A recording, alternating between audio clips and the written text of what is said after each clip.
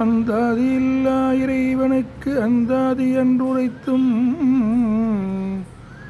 நந்தா வகுப்பு அலங்காரம் அவர்க்கே நனி புனிந்தும் உண்டு ஆதரவில் அவன் புகழ் போதையும் முற்றும் சொன்ன எந்தாய் அருணகிரிநாதா என்னை நீ என்றருளே.